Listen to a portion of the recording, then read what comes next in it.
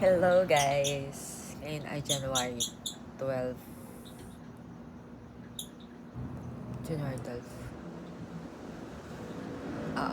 January 12, 8:56 PM ng gabi. Alam nyo, medyo nakakalito, no? Kapag nagsasabi ako ng oras. Kasi naman, guys, yung oras dito, naka-Houston, Texas, Central Standard Time ng Texas, US. Basta yun, kaya kapag natingin ako dito, kailangan ko pa magtigtig ng 2 oras. Then, tapos isiset ko lang siya into PM. Tapos yun yung Philippine time. Kaya every time na sinasabi ko siya, nalilito ako. Anyway, kaya ako nag-video ngayon kasi ang saya-saya ko. Oh my God.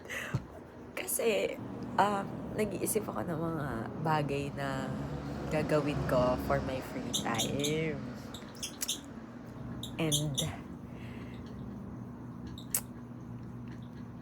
naisip kong magbasa. Tapos, nung nag-isip ako magbasa, nagsasearch ako sa TikTok, of course, kasi easy access, nandun na lahat ng recommendations.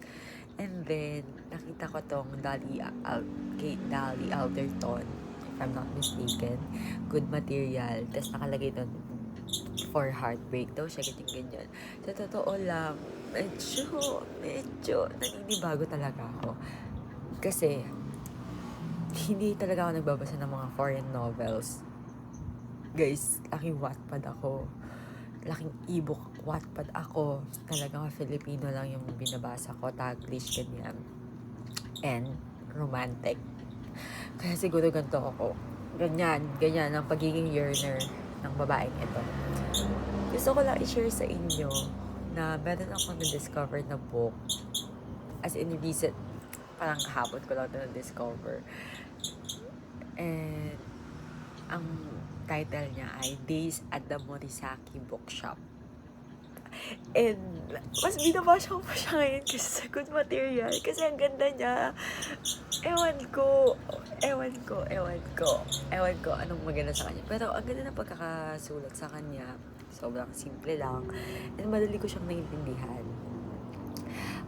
Also, nalimutan ko, kaya pala ako nagbabasa na ako kasi nga, di ba lumabas yung diagnosis ko and yung RAIT exam ko is below average. Putang ina.